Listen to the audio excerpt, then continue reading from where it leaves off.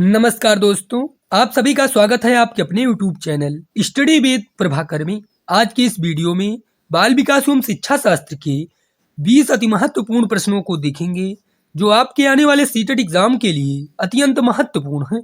आइए शुरू करते हैं।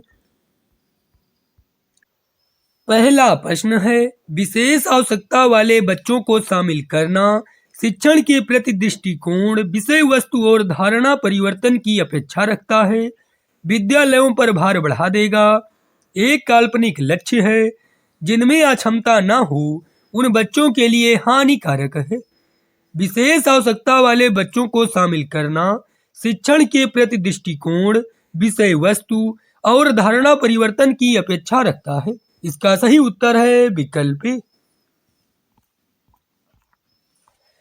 अनुसंधान सुझाते हैं कि एक विविध कक्षा में अपने विद्यार्थियों से शिक्षिका की अपेक्षाएं विद्यार्थियों के अधिगम का एकमात्र निर्धारक होती हैं, पर कोई प्रभाव नहीं छोड़ती हैं, पर महत्वपूर्ण प्रभाव छोड़ती हैं, के साथ संबंधित नहीं मानी जानी चाहिए। अनुसंधान सुझाते हैं कि एक विविध कक्षा में अपने विद्यार्थियों से शिक्षिका की अपेक्षाएं विद्यार्थियों के अधिगम पर महत्वपूर्ण प्रभाव छोड़ती हैं। इसका सही उत्तर है विकल्प सी।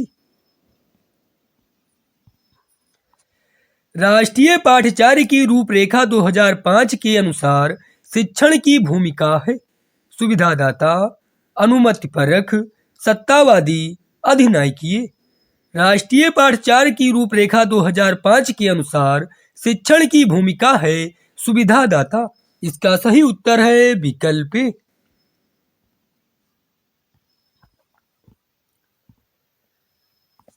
आकलन उद्देश्य पूर्ण होता है यदि यह केवल एक बार वर्ष के अंत में हो, इससे विद्यार्थियों और शिक्षकों को प्रतिपुष्टि प्राप्त हो, विद्यार्थियों की उपलब्धियों में अंतर करने के लिए तुलनात्मक मूल्यांकन किए जाएं, इससे विद्यार्थियों में भय और तनाव का संचार हो। आकलन उद्देश्य पूर्ण होता है यदि इससे विद्यार्थियों और शिक्षकों को प्रतिपुष्टि प्राप्त हो। इसका सही उत्तर है विकल्प बी।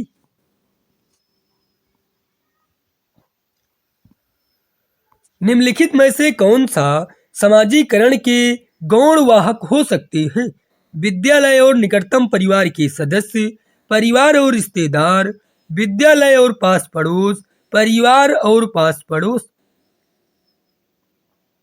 समाजीकरण के गौण वाहक हो सकते हैं विद्यालय और पास पड़ोस। इसका सही उत्तर है विकल्प सी।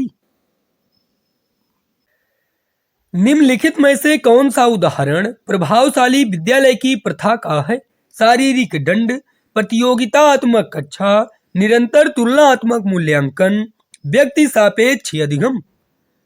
प्रभावशाली विद्यालय की प्रथा का उदाहरण है व्यक्ति सापेक्ष अधिगम। इसका सही उत्तर है विकल्प डी।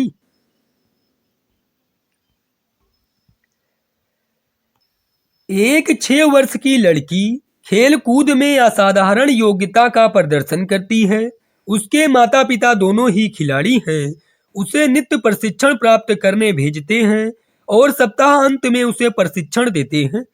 बहुत संभव है कि उसकी क्षमताएं निम्नलिखित दोनों के बीच परस्पर प्रतिक्रिया का परिणाम होंगी: अनुवांशिकता और पर्यावरण, अनुशासन और पौष्टिकता, वृद्धि और विकास, स्वास्थ्य और प्रशिक्षण।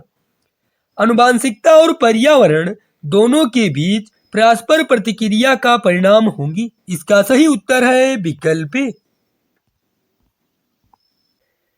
किसी प्रारंभिक कक्षा में प्रभावशाली शिक्षक का उद्देश्य विद्यार्थियों को उत्प्रेरित करना होगा, रटकर याद करने के लिए, जिससे वे प्रत्यास्मरण करने में अच्छे बने, सीखने के लिए जिससे वे जिज्ञासु बने और सीखने के लिए ही सीखना पसंद करें, ऐसे काम करने के लिए जिससे परीक्षा के अंत में वे अच्छे अंक पा सकें, दंडात्मक उपायों का प्रयोग करके जिससे वे शिक्षक का सम्मान करें। इसका सही उत्तर है विकल्प बी, सीखने के लिए जिससे वे जिज्ञासु बने और सीखने के लिए ही सीखना पसंद करें। भाषा विकास के लिए सबसे संवेदनशील समय निम्नलिखित में से कौन सा है? मध्य बचपन का समय, जन्म पूर्व का समय, प्रारंभिक बचपन का समय, किशोरावस्था का समय। भाषा विकास के लिए सबसे संवेदनशील समय प्रारंभिक बचपन का समय है। इसका सही उत्तर है विकल्प सी। कोई शिक्षिका अपने विद्यार्थियों को क्या कहे कि उन्हें भीतरी प्रेरणा के साथ कार्य करने के लिए प्रोत्साहित कर सके? इसे करने की कोशिश करो, तुम सीख जाओगे। काम जल्दी पूरा करो तो तुम्हें एक टॉफी मिलेगी। चलो इसे उसके करने से पहले समाप्त कर लो। तुम उसके जैसे क्यों नहीं हो सकते? देखो उसने इसे एकदम ठीक कर दिया। इसका सही उत्तर है विकल्प ए। इसे करने की कोशिश करो, तुम सीख जाओगे। निम्नलिखित में से कौन सी विशेषता प्रतिभावान शिक्षार्थी की है? वह बहुत ही तुनक मिजाज होता है, वह आक्रामक और कुंठित हो जाता है। यदि कक्षा की गतिविधियां अधिक चुनौतीपूर्ण नहीं होती हैं, तो वह कम प्रेरित अनुभव करता है और ऊब जाता है। वह रस्मी व्यवहार करता है, जैसे हाथ थपथपाना, डोलना आदि। प्रतिभावान शिक्षार्थी की विशेषता है, यदि कक्षा की गतिविधियां अधिक चुनौतीपूर्ण नहीं होती हैं, तो वह कम प्रेरित अनुभव करता है और ऊब जाता है। इसका सही उत्तर है विकल्प सी।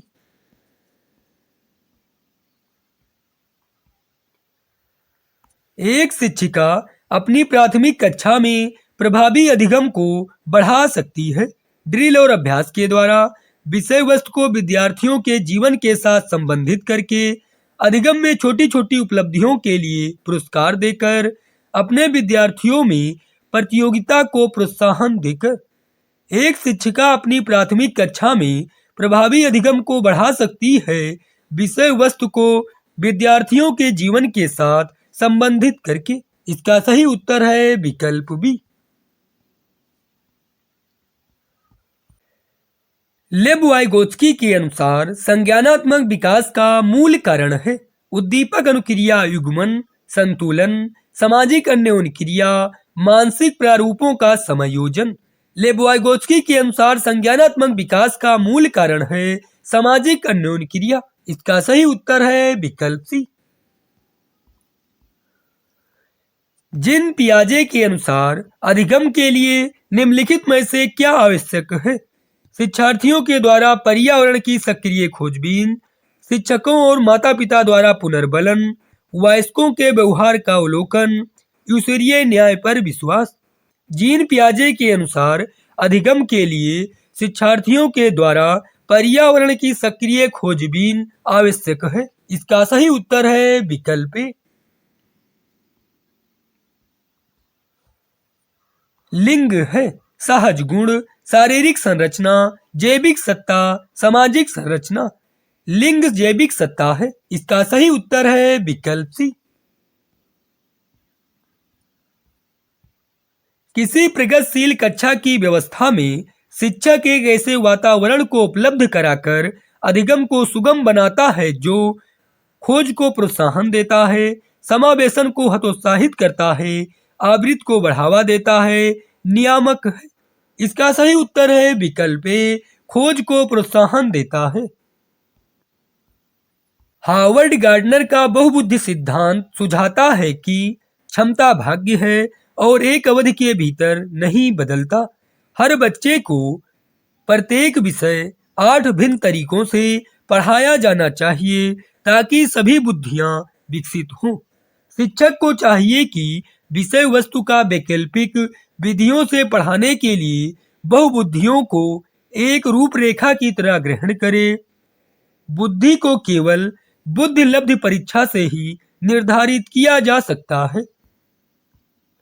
हार्वर्ड गार्डनर का बहुबुद्धि सिद्धांत सुझाता है कि शिक्षक को चाहिए कि विषय वस्तु का वैकल्पिक विधियों से पढ़ाने के लिए बहुबुद्धियों को एक रूपरेखा की तरह ग्रहण करे। इसका सही उत्तर है विकल्प सी। राष्ट्रीय पाठचार की रूपरेखा 2005 के अनुसार अधिगम अपने स्वभाव में ... और डाट डाट है। सक्रिय सरल, निष्क्रिय सरल, सक्रिय सामाजिक, निष्क्रिय सामाजिक। राष्ट्रीय पाठ्यचर्या की रूपरेखा 2005 के अनुसार अधिगम अपने स्वभाव में सक्रिय और सरल है। इसका सही उत्तर है विकल्प ए। यदि कोई शिक्षक चाहे कि उसके विद्यार्थी समस्या समाधान कौशल प्राप्त कर ले तो विद्यार्थियों को ऐसे क्रियाकलापों में लगाना चाहिए जिनमें हो बहुविकल्पीय प्रश्नों वाले स्तरीकृत कार्यपत्रक, पूछना, तर्क करना और निर्णय लेना, ड्रिल और अभ्यास, उपरोक्त में से कोई नहीं।